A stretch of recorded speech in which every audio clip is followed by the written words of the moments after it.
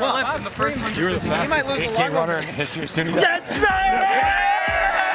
Yes, sir! It was pretty sick.